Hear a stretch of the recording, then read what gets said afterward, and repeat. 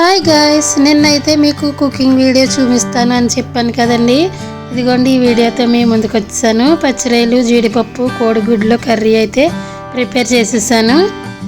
ముందుగా ఉడకబెట్టిన కోడిగుడ్లను అయితే ఇలా ఆయిల్లో ఫ్రై చేసేసుకోవాలి. అలాగే జీడిపప్పులను కూడా ఉడకబెట్టేసి పక్కనైతే పెట్టేసుకున్నాను. ఇక పచ్చిరొయ్యలు అయితే ఫ్రై చేసేసి ఉన్నాయి కదా ఆల్రెడీ. పచ్చిరొయ్యలు ఎప్పుడైనా సరే మొత్తం క్లీన్ చేసేసుకుని ఫస్ట్ అయితే స్టవ్ ఆన్ చేసుకుని పచ్చిరొయ్యలను వేసేసి దాంట్లో ఉన్న వాటర్ అంతా పోయేంత వరకు మగ్గ పెట్టుకోవాలి. అప్పుడైతే పచ్చిరొయ్యలు చాలా టేస్టీగా ఉంటాయి, లేదంటే నీసు వాసన వస్తూ ఉంటుంది. నేను ఎప్పుడు పచ్చిరొయ్యలు తీసుకున్నా ఫ్రై చేసేసుకుంటాను. ఫస్ట్ అయితే కొంచెం ఆయిల్, సాల్ట్, కారం అవి వేసేసుకుని అలా వాటర్ అంతా పోయిన తర్వాత కర్రీ వండితేనే చాలా టేస్ట్గా ఉంటుంది. ఇప్పుడైతే ఆయిల్ వేసేసి ఉల్లిపాయ ముక్కల్ని ఫ్రై చేసేసుకున్నాను. ఉల్లిపాయ ముక్కలు త్వరగా వేగడం కోసం ముందైతే ఉప్పు యాడ్ చేసేసుకోవాలి ఫ్రెండ్స్. అలా అయితే త్వరగా ఉల్లిపాయ ముక్కలు మెత్తగా అయిపోయి మగ్గిపోతాయి. దీంట్లోనే ఒక టేబుల్ స్పూన్ అల్లం పేస్ట్ కూడా యాడ్ చేసేసుకోవాలి. ఉల్లిపాయ ముక్కల్లోనే ఒక 2 పచ్చిమిరపకాయలు అలాగే కరివేపాకుని కూడా వేసేసుకున్నాను. టేస్ట్ అయితే చాలా బాగుంటుంది కరివేపాకు, పచ్చిమిర్చి వేయడం వల్ల. వీటిని కూడా మగ్గేంత వరకు ఫ్రై చేసేసుకోవాలి. ఉల్లిపాయ, అల్లం వెల్లుల్లి పేస్ట్ మళ్ళీ పచ్చి వాసన వస్తుంది కదా, లేదంటే అందుకోసం అయితే సిమ్లో పెట్టేసి ఇవన్నీ మిక్స్ అయ్యేలాగా కలిపేస్తున్నాను ఫ్రెండ్స్. ఇప్పుడైతే దీంట్లోకి పచ్చిరొయ్యలను యాడ్ చేసేసుకోవాలి.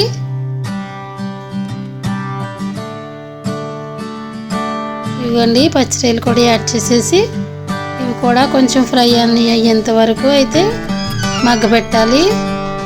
కోడిగుడ్లు ఫ్రై చేసేటప్పుడు కంపల్సరీ వీటి మీద ఘాట్లు పెట్టాలి. ఏదైనా స్పూన్ ఇచ్చుకుని కొంచెం అయితే మనం ఘాట్లు పెట్టామంటే కోడిగుడ్లు పేలకుండా ఫ్రై అవుతాయి, లేదంటే మొహం మీద కూడా పడే అవకాశం ఉంటుంది ఆయిల్లో వేసినప్పుడు.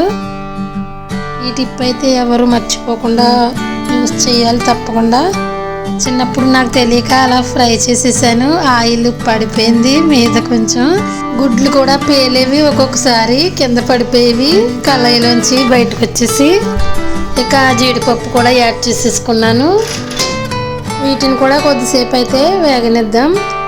తర్వాత కర్రీకి సరిపడా కారం, అలాగే గరం మసాలా, పసుపు యాడ్ చేసేసుకోవాలి ఫ్రెండ్స్.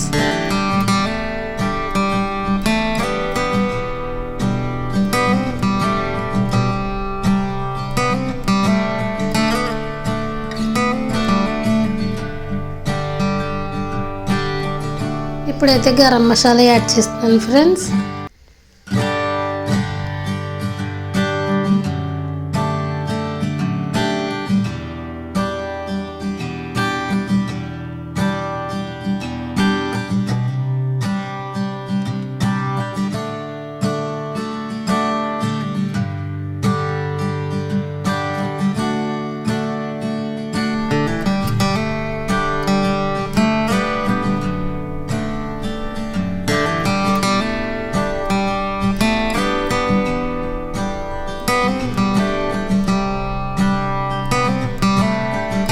ఎగ్స్ కూడా వేసేసాను.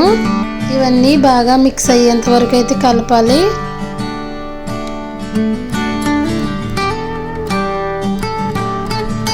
దీంట్లో ఒక గ్లాస్ వాటర్ వేసుకుంటే సరిపోతుంది. మీడియం గ్లాస్ అయితే సరిపోతుంది, ఎక్కువ వాటర్ అవసరం లేదండి. బాగా మగ్గిపోయినాయి కదా. ఇక లాస్ట్ అండ్ ఫైనల్గా కొత్తిమీర యాడ్ చేసేసాను. ఇప్పుడైతే ఇక మూత పెట్టేసి కర్రీని బాగా దగ్గరగా ఉడికేంత వరకు అయితే సిమ్లో పెట్టి ఉడికించుకోవాలి. కర్రీ అయితే కొంచెం ఉడికిందండి, ఇంకా వాటర్ అయితే ఉన్నాయి కదా.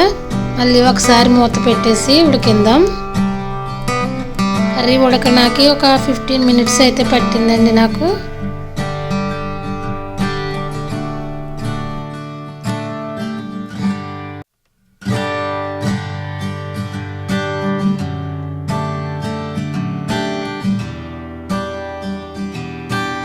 కర్రీ అయితే ఉడికిపోయింది ఫ్రెండ్స్. చూడండి ఆయిల్ కూడా పైకి తేరింది. ఇక వేరే స్టవ్ పైన అయితే నేను ఇంకా రసం పెడుతున్నాను. ఈ కర్రీలోకి కాంబినేషన్ చాలా బాగుంటుంది. రసం చింతపండుతో ప్రిపేర్ చేస్తానండి, కొద్దిగా బెల్లం కూడా వేస్తాను. ఎప్పుడు రసం పెట్టినా చాలా బాగుంటుంది. మా ఇంట్లో వాళ్ళందరికీ ఇష్టం నేను పెట్టిన రసం. అలాగే అల్లం ముక్క కూడా వేస్తాను. టేస్ట్ అదిరిపోతుందండి. ఇలా అల్లం ముక్క, కొంచెం బెల్లం, ఇలా చింతపండు వేసి చేశారంటే, కొంతమంది అయితే నిమ్మకాయతో చారు చేస్తారు, కొంతమంది బెల్లం వేయరు. అలా చారుల్లో కూడా చాలా రకాలు ఉంటాయంట. మళ్ళీ కొంచెం కొత్తిమీరని అయితే గార్నిషింగ్ చేస్తున్నాను.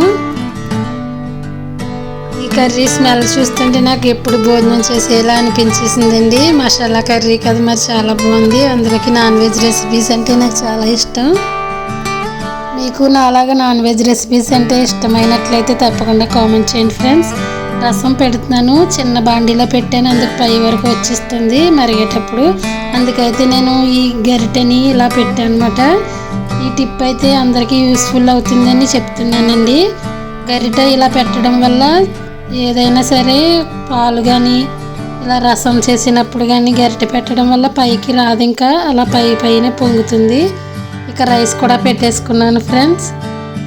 పచ్చిరై నోట్లో పెట్టుకుంటుంటే పడిపోయింది ప్లేట్లోకి.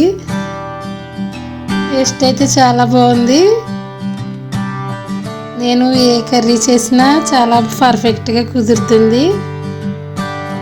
చేపల పులుసు, ఇలా కర్రీస్, నాన్ వెజ్ రెసిపీస్, ఎగురు కర్రీలు ఏది పెట్టినా కానీ మా ఇంట్లో వాళ్ళకి చాలా ఇష్టంగా తింటారు. చాలా నచ్చుతుంది నేను చేసే వంట.